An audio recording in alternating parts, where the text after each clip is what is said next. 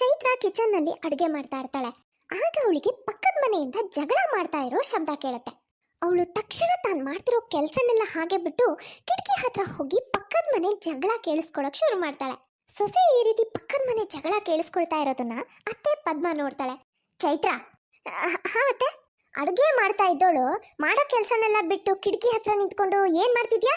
ಅತ್ತೆ, ನಾನು ನನ್ನ ಪಾಡಿಗೆ ಅಡುಗೆನೆ ಮಾಡ್ತಾ ಇದ್ದೆ. ಆದ್ರೆ ಏನ್ ಮಾಡ್ದತ್ತೆ, ನಮ್ಮ ಪಕ್ಕದ ಮನೆಯವ್ರ ಕಡೆಯಿಂದ ನಾನು ಆರಾಮಾಗಿ ಅಡುಗೆ ಮಾಡಕ್ಕೆ ಆಗಲ್ಲ. ಅವ್ರ ಮನೇಲಿ ಏನಾದ್ರೂ ಒಂದು ಜಗಳ ಆಗ್ತಾನೆ ಇರುತ್ತಾ, ಅದನ್ನ ಕೇಳಿಸ್ಕೊಳ್ದೆ ನಾನು ಹೇಗೆ ಅಡುಗೆ ಕಡೆ ಗಮನ ಕೊಡ್ಲಿ? ಈಗಲೂ ನೋಡಿದ್ರ ನಿಮ್ಗೂ ಕೇಳಿಸಿರ್ಬೋದು, ಗಿರ್ಜಾ ಆಂಟಿ ಅವ್ರ ಸೊಸೆಗೆ ಸರಿಯಾಗಿ ಕ್ಲಾಸ್ ತಗೊಳ್ತಾ ಇದ್ರು. ಅಲ್ಲ, ಗಿರ್ಜಾ ಅವಳ ಸೊಸೆಗೆ ಏನಮ್ಮಿ ಭಯ ಅಂತದ್ದು, ಅವಳ ಸೊಸೆ ಏನ್ ಮಾಡಿರ್ಬೋದು ಅಂತ. ಅಯ್ಯೋ ಅತ್ತೆ, ಗಿರ್ಜಾ ಆಂಟಿ ಎಷ್ಟು ಕಂಜೂಸು ಅಂತ ನಿಮ್ಗೆ ಗೊತ್ತಲ್ಲ. ಗಿರ್ಜಾ ಆಂಟಿ ಎಷ್ಟು ಕಂಜೂಸಿದಾರೋ ಅವ್ರ ಸೊಸೆ ಅಷ್ಟೇ ಖರ್ಚು ಮಾಡೋಳು. ಇವತ್ತು ಗಿರ್ಜಾ ಆಂಟಿ ಸೊಸೆ ಸಿಕ್ಕಾಪಟ್ಟೆ ಖರ್ಚು ಮಾಡಿ ಶಾಪಿಂಗ್ ಮಾಡ್ಕೊಂಡು ಬಂದಿದ್ದಾಳೆ. ಇದೇ ವಿಷಯಕ್ಕೆ ಗಿರ್ಜಾ ಆಂಟಿ ಸೊಸೆ ಮೇಲೆ ಆ ನಮ್ನೆ ಕೂಗಾಡ್ತಾ ಇದ್ದಿದ್ದು. ಅದ್ ಸರಿ, ಗಿರ್ಜಾ ಸೊಸೆ ಮೇಲೆ ಯಾಕೆ ಕೂಗಾಡ್ತಾ ಇದ್ದಾಳೆ ಅನ್ನೋ ವಿಷಯ ನಿನಗೆ ಹೇಗೆ ಗೊತ್ತಾಯ್ತು? ಅತ್ತೆ, ನಿಮ್ಗೆ ಗೊತ್ತಲ್ವಾ, ನಾನು ಮನೆ ಒಳಗೆ ಇರ್ತೀನಿ, ಆದ್ರೆ ನನ್ನ ಕಿವಿ ಮಾತ್ರ ಅಕ್ಕಪಕ್ಕದ ಮನೆಗಳಲ್ಲೇ ಇರುತ್ತೆ. ಯಾರ ಮನೇಲಿ ಏನಾಗ್ತಾ ಇದೆ, ಯಾರು ಯಾವ ವಿಷಯಕ್ಕೆ ಜಗಳ ಆಡ್ತಾ ಇದ್ದಾರೆ ಅನ್ನೋದು ನನಗಷ್ಟೇ ಚೆನ್ನಾಗಿ ಗೊತ್ತಿರತ್ತೆ. ಹಾಗಾಗಿ ಅತ್ತೆ, ಅಕ್ಕಪಕ್ಕದ ಮನೆ ಎಲ್ಲಾ ವಿಷಯಗಳನ್ನು ನನಗೆ ಗೊತ್ತಿರತ್ತೆ. ನೋಡಮ್ಮ ಚೈತ್ರ, ನೀನ್ ಎರಡೂ ಕಿವಿನೂ ಅಕ್ಕಪಕ್ಕದ ಮನೆ ಕಡೆನೇ ಇಟ್ಬಿಡ್ಬೇಡ. ನಿನ್ ಒಂದ್ ಕಿವಿ ನಮ್ಮ ಮನೆ ಕಡೆನೂ ಇರ್ಲಿ. ಯಾಕಂದ್ರೆ ನನಗೆ ನಿನ್ನ ಕೂಗಿನೇ ಸಾಕಾಗತ್ತೆ. ನಿನ್ ಕಿವಿ ಪೂರ್ತಿ ಅಕ್ಕಪಕ್ಕದ ಕಡೆನೇ ಇರುತ್ತೆ, ನಾನು ನಿನ್ ಕೂಗೋದು ನಿನಗೆ ಕೇಳಿಸೋದೇ ಇಲ್ಲ. ಸರಿ ಅತ್ತೆ, ಟ್ರೈ ಮಾಡ್ತೀನಿ.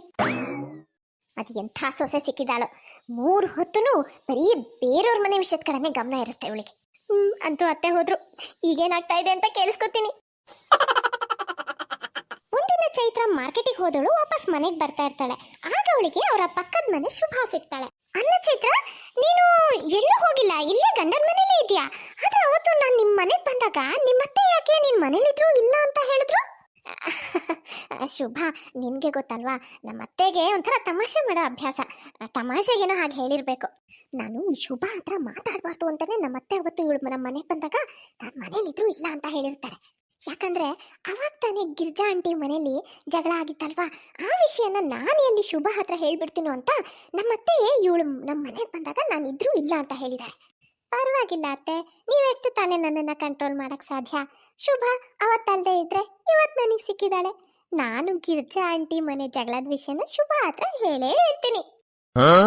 ಶುಭ, ಗಿರ್ಜಾ ಆಂಟಿ ಮನೇಲಿ ಗಿರ್ಜಾ ಆಂಟಿಗೂ ಅವ್ರ ಸೊಸೆಗೂ ಅವಾಗ ಜಗಳ ಆಗ್ತಿರುತ್ತಲ್ಲ, ಆ ವಿಷಯ ನಿನಗೆ ಗೊತ್ತಾ? ಹಾ ಗೊತ್ತು ಚೈತ್ರ, ಮೊನ್ನೆನೂ ಅಷ್ಟೇ ಗಿರ್ಜಾ ಆಂಟಿ ಸೊಸೆಗೆ ತುಂಬಾನೇ ಬೈತಾ ಇದ್ರು. ಅವಳು ಸಾಮಾನೆಲ್ಲ ಆಚೆ ಹಾಕ್ತಾ ಇದ್ರು.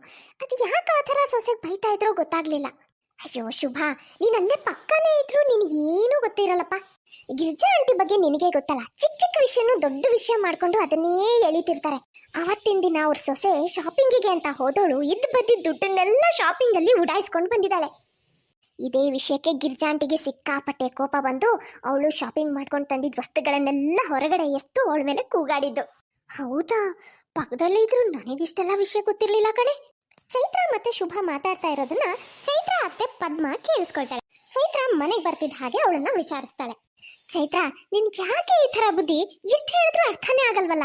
ಇವತ್ತು ರೋಡಲ್ಲಿ ನಿಂತ್ಕೊಂಡು ಆ ಗಿರ್ಜನ್ ಮನೇಲಿ ಅವಳು ಸೊಸೆ ಜಗಳ ಆಡಿದ್ದನ್ನು ಹೋಗಿ ಆ ಶುಭನ ಹತ್ರ ಹೇಳ್ತಾ ನಿಂತಿದ್ಯಲ್ಲ, ಈ ತರ ಒಬ್ಬರ ವಿಷಯನ ಇನ್ನೊಬ್ರ ಹತ್ರ ಎಲ್ಲ ಹೇಳೋದು ಚೆನ್ನಾಗನ್ಸುತ್ತಾ? ಒಳ್ಳೆ ಅಭ್ಯಾಸನ ಹೇಳು. ನೀನ್ ಈ ಕೆಟ್ಟ ಅಭ್ಯಾಸನ ಬಿಡದೆ ಇದ್ರೆ ಯಾವ ತರ ಗಿರ್ಜಾ ಅವಳು ಸೊಸೆ ತಂದಿರೋ ವಸ್ತುನೆಲ್ಲ ಮನೆಯಿಂದ ಆಚೆ ಎಸೆದ್ಲಲ್ಲ, ಆ ತರ ನಾನ್ ನಿನ್ನನ್ನ ಈ ಮನೆಯಿಂದ ಆಚೆ ಎಸ್ದು ಬಿಡ್ತೀನಿ. ನೆನ್ಪಿಡ್ಕೊ. ಪದ್ಮ ಏನೋ ಚೈತ್ರನ್ಗೆ ಧಮಕಿ ಹಾಕಿ ಹೋಗ್ತಾಳೆ. ಆದ್ರೆ ಚೈತ್ರ ಇದನ್ನೆಲ್ಲ ಅರ್ಥ ಮಾಡ್ಕೊಂಡು ತನ್ನ ಈ ಅಭ್ಯಾಸನ ಬಿಟ್ಬಿಡ್ತಾಳ? ಖಂಡಿತ ಇಲ್ಲ. ಹೀಗೆ ಕೆಲವು ದಿನಗಳು ಕಳೆಯುತ್ತೆ. ಒಂದಿನ ಚೈತ್ರ ಟೆರೆಸ್ ಅಲ್ಲಿ ಪಕ್ಕದ ಮನೆ ಶುಭ ಹತ್ರ ಮಾತಾಡ್ತಾ ಇರ್ತಾಳೆ. ಶುಭ, ನಿನಗೊಂದು ಬ್ರೇಕಿಂಗ್ ನ್ಯೂಸ್ ಇದೆ. ಹೌದಾ? ಬ್ರೇಕಿಂಗ್ ನ್ಯೂಸಾ? ನನ್ಗಂತೂ ತಡ್ಕೊಳಕ್ ಆಗ್ತಿಲ್ಲ. ಚೈತ್ರ, ಬೇಗ ಹೇಳು ಅದೇನು ಅಂತ. ನಿನಗೆ ಗೊತ್ತಾ, ನಮ್ ಈ ಕಡೆ ಮನೆ ಶಾಂತಟಿ ಮನೆ ಇದೆಯಲ್ಲ, ಅವ್ರ ಮನೇಲಿ ನಿನ್ನೆ ರಾತ್ರಿ ಸಿಕ್ಕಾಪಟ್ಟೆ ವಾದ ನಡೀತಾ ಇತ್ತು. ಹೌದಾ? ಯಾವ ವಿಷಯಕ್ಕೆ? ನಾನೇ ನನ್ನ ಕಿವಿಯಾರೆ ಕ್ಲೀನಾಗಿ ಕೇಳಿಸ್ಕೊಂಡಿದ್ದೀನಿ. ಶಾಂತ ಆಂಟಿ ಮಗ ಸೊಸೆ ಇಬ್ರು ಬೇರೆ ಮನೆ ಮಾಡ್ಕೊಂಡು ಹೋಗ್ಬೇಕು ಅಂತಿದ್ದಾರೆ. ಶಾಂತ ಆಂಟಿ ಸೊಸೆ ನನಗೆ ಇನ್ನೂ ನಿಮ್ಗಳ ಸೇವೆ ಮಾಡ್ಕೊಂಡು ಇಲ್ಲೇ ಇರಕ್ ಆಗಲ್ಲ ಅಂತ ಹೇಳ್ತಿದ್ಲು. ಇಲ್ಲಿದ್ರೆ ಬರೀ ಇವ್ರಗಳ ಕೆಲಸ ಮಾಡ್ಕೊಂಡಿರ್ಬೇಕಾಗತ್ತೆ ಅಂತಾನೆ ಅವಳ ಸೊಸೆ ಗಂಡನ್ನು ಕರ್ಕೊಂಡು ಬೇರೆ ಮನೆ ಮಾಡ್ಕೋಬೇಕು ಅಂತಿದ್ದಾಳೆ. ಅಷ್ಟೇ ಅಲ್ಲ, ಅವ್ರ ಪ್ರಾಪರ್ಟಿಲಿ ಪಾಲ್ ಕೂಡ ಕೇಳ್ತಾ ಇದ್ರು, ಗೊತ್ತಾ? ಹೌದಾ? ಇದಕ್ಕೆ ಶಾಂತ ಆಂಟಿ ಏನಂದ್ರು? ಪಾಪ ಶಾಂತ ಆಂಟಿ ಏನ್ ತಾನೇ ಹೇಳ್ತಾರೆ, ಅವರಿಗೆ ಮಗ ಸೊಸೆ ಬಿಟ್ರೆ ಬೇರೆ ಯಾರಿದ್ದಾರೆ? ಅವ್ರ ಸಪೋರ್ಟಿಗೆ ಮಾತಾಡೋಕ್ಕೂ ಬೇರೆ ಯಾರೂ ಇಲ್ಲ. ಹಾಗಾಗಿ ಅನಿವಾರ್ಯವಾಗಿ ಮಗ ಸೊಸೆ ಹೇಳೋದಕ್ಕೆ ಒಪ್ಕೊಂಡ್ರು. ನನಗಂತೂ ಶಾಂತ ಆಂಟಿ ಬಗ್ಗೆ ತುಂಬಾ ಬೇಜಾರಾಗ್ತಾ ಇದೆ. ಪಾಪ ಅಲ್ವಾ, ಮಗ ಸೊಸೆನೂ ಬೇರೆ ಮನೆ ಮಾಡ್ಕೊಂಡು ಹೋಗ್ಬಿಟ್ರೆ ಹೇಗಿರ್ತಾರೆ ಇವರು? ನೀನೇನೇ ಅನ್ನು ಚೈತ್ರ, ನಿನ್ ಕಿವಿ ಅಂತೂ ಸಿಕ್ಕಾಪಟ್ಟೆ ಚುರುಕು. ನಿನ್ ಕಿವಿ ಅಷ್ಟು ಚುರುಕಿರೋ ಕಿವಿನ ನಾನು ಎಲ್ಲೂ ನೋಡಿಲ್ಲ.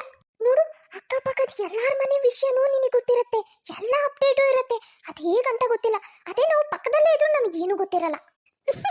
ಅದು ಹಾಗೇನೆ, ಯಾರು ನನ್ನಿಂದ ಯಾವ ವಿಷಯನೂ ಮುಚ್ಚಿಡಕ್ ಸಾಧ್ಯ ಇಲ್ಲ. ಅದು ನನ್ನ ಕಿವಿಗೆ ಬಿದ್ದೇ ಬೀಳುತ್ತೆ. ಯಾಕಂದ್ರೆ ನನ್ನ ಕಿವಿ ಯಾವಾಗ್ಲೂ ಅಕ್ಕಪಕ್ಕದ ಮನೆಗಳಲ್ಲೇ ಇರುತ್ತೆ. ಹೀಗೆ ಚೈತ್ರ ಅಕ್ಕಪಕ್ಕದವ್ರ ಮನೆ ವಿಷಯನ ಆಡ್ಕೊಂಡು ಶುಭ ಹತ್ರ ಎಲ್ಲ ಹೇಳ್ತಾ ನಗ ಆಡ್ಕೊಂಡು ಮಾತಾಡ್ತಿರ್ತಾಳೆ. ಇದನ್ನ ಪದ್ಮ ನೋಡ್ತಾಳೆ. ಅವಳಿಗೆ ತುಂಬಾ ಕೋಪ ಬರುತ್ತೆ. ಸ್ವಲ್ಪ ಹೊತ್ತಾದ್ಮೇಲೆ ಶುಭ ಅಲ್ಲಿಂದ ಹೋಗ್ತಾಳೆ. ಚೈತ್ರ, ಇನ್ನೊಬ್ರು ಮನೆ ವಿಷಯನ ಆಡ್ಕೊಳ್ಳೋದು, ತಮಾಷೆ ಮಾಡೋದು, ಅವ್ರ ವಿಷಯನ ಇನ್ನೊಬ್ರ ಹತ್ರ ಹೇಳೋದು, ನೀನ್ ಈ ಅಭ್ಯಾಸನೆಲ್ಲ ಬಿಟ್ಬಿಡು.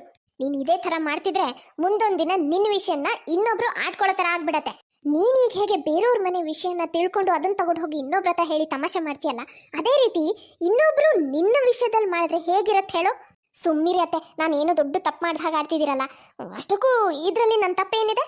ನೀವೇ ಹೇಳಿ ನೋಡೋಣ. ನಮ್ಮ ಅಕ್ಕಪಕ್ಕದ ಮನೇಲಿ ಇರೋರೆಲ್ಲರೂ ಅದು ಎಷ್ಟು ಜೋರಾಗಿ ಜಗಳ ಆಡ್ತಾರೆ ಅಂದರೆ, ನನಗೆ ಯಾವ ವಿಷಯನೂ ಬೇಡಪ್ಪ, ನಾನು ಏನು ಕೇಳಿಸ್ಕೊಡಕ್ಕೆ ಇಷ್ಟಪಡಲ್ಲ ಅಂದ್ರೂ ಎಲ್ಲ ವಿಷಯನೂ ತಾನಾಗೆ ಬಂದು ನನ್ನ ಕಿವಿಗೆ ಬೀಳತ್ತೆ. ಇದರಲ್ಲಿ ನನ್ನ ತಪ್ಪೇನಿದೆ? ನೀವೇ ಹೇಳಿ ನೋಡೋಣ. ನಾನು ಸುಮ್ಮನೆ ಇದ್ರೂ ಎಲ್ಲ ತಾನಾಗೆ ಬಂದು ನನ್ನ ಕಿವಿ ಕೇಳಿಸುತ್ತೆ. ಅಷ್ಟು ಜೋರಾಗಿ ಎಲ್ಲ ಜಗಳ ಆಡ್ಕೊಳ್ತಾ ಇರ್ತಾರೆ. ಇದ್ರಲ್ಲಿ ನನ್ನ ತಪ್ಪೇನಿದೆ? ನಾನೇನು ಮಾಡಲಿ? ಸುಮ್ಮನೆ ನನಗೆ ಭಯಕ್ಕೆ ಬರ್ತಾರೆ. ಅದು ಯಾವಾಗ ಇವಳಿಗೆ ಬುದ್ಧಿ ಬರುತ್ತೋ ಏನೋ. ಒಂದಿನ ಶುಭ ಮತ್ತು ಅವಳ ಗಂಡನ ಮಧ್ಯೆ ಜಗಳ ಆಗುತ್ತೆ. ಮಾರನೇ ದಿನ ಚೈತ್ರ ಮತ್ತೆ ಶುಭ ಭೇಟಿಯಾದಾಗ ಚೈತ್ರ ಶುಭ ಹತ್ರ ತಮಾಷೆಯಾಗಿ ಕೇಳ್ತಾಳೆ, ಏನ್ ಶುಭ, ನೀನಂತೂ ಸುಮ್ಮನೆ ನಿನ್ ಗಂಡನ ಜೊತೆ ಪ್ರತಿದಿನ ರಾತ್ರಿ ಜಗಳ ಆಡ್ತೀಯಪ್ಪ. ನಿನ್ಗೆ ಗಂಡ ಕೊಟ್ಟಿರೋ ದುಡ್ಡಲ್ಲಿ ಮನೆ ಖರ್ಚನ್ನೆಲ್ಲ ಮ್ಯಾನೇಜ್ ಮಾಡ್ಕೊಂಡು ಸರಿಯಾಗೆಲ್ಲ ನಿಭಾಯಿಸಕ್ ಬರಲ್ಲ ಅಂತ ಯಾಕೆ ಒಪ್ಕೊಳ್ಳಲ್ಲ ನಿನ್ ಗಂಡನ ಹತ್ರ? ಮನೆ ಎಲ್ಲ ಸರಿಯಾಗಿ ನಡ್ಸ್ಕೊಂಡು ಹೋಗೋದು ನಿನಗೆ ಆಗ್ ಬರಲ್ಲ ಶುಭ. ಅದಕ್ಕೆ ತಾನೇ ನಿನ್ ಗಂಡ ಪ್ರತಿದಿನ ನಿನಗ್ ಬೈಯೋದು. ಯಾವಾಗ ಚೈತ್ರ ಶುಭ ಹತ್ರ ಅವಳ ಮನೆ ಬಗ್ಗೆನೇ ಆಡ್ಕೊಂಡು ಮಾತಾಡ್ತಾಳೋ ಆಗ ಶುಭಂಗೆ ಚೈತ್ರನ ಈ ಅಭ್ಯಾಸದ ಬಗ್ಗೆ ಕೋಪ ಬರುತ್ತೆ.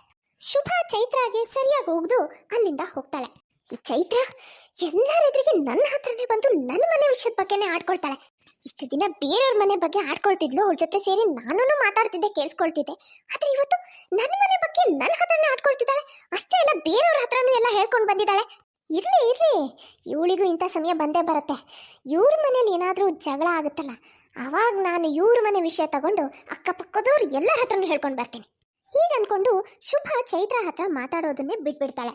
ಹೀಗೆ ಕೆಲವು ದಿನಗಳು ಕಳೆಯುತ್ತೆ.